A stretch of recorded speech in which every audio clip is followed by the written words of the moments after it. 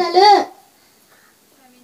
క్షమించుట పరదయసు బాధ్యత చెయ్యి విడుచుట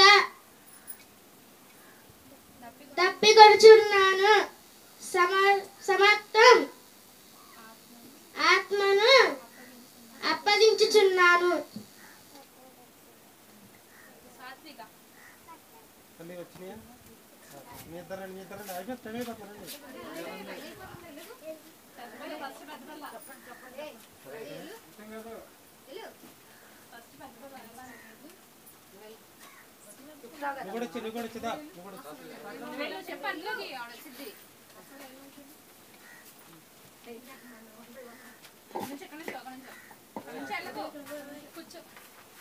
నేను చెప్పబోయే పాఠం పేరు యేసుక్రీస్తు సిలువలో పలికిన 7 మాటలు.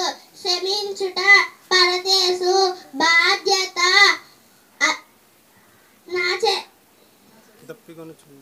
నా చెయ్యి ఎందుకు విడిచితివి దప్పికొనుచున్నాను సమాప్తం నా ఆత్మను నీకు అప్పగించుతున్నాను.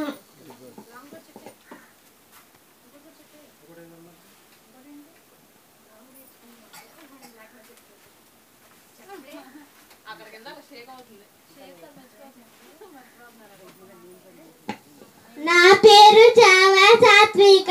నేను 2వ తరగతి చదువుతున్నాను. ఈరోజు నేను చెప్పబోయే పాఠం పేరు తండ్రి వీరేమి చేస్తున్నారు వీరెరగారు కనుక వీరిని క్షమించుము. నేడు నీవు నాతో కూడా పరదేశంలో ఉందువు అని నిశ్శబ్దముగా చెప్పును. అమ్మా ఇదిగో నీ కుమారుడని తన తల్లితో చెప్పాను. తర్వాత తన శిష్యును చూసి ఇదిగో నీ తల్లి అనేను.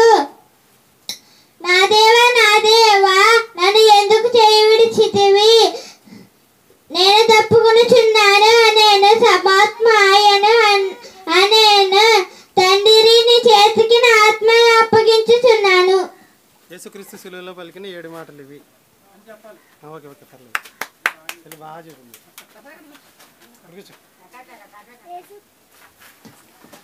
యేసుక్రీస్తు సిలువలో పలికిన 7 మాటలు. క్షమించుట పరదయసు బాధ్యత చెయ్యి విడుట దప్పికొనుచున్నాను సమాప్తం ఆత్మను అప్పగించున్నాను. Very good. మరి రాలేదన్నా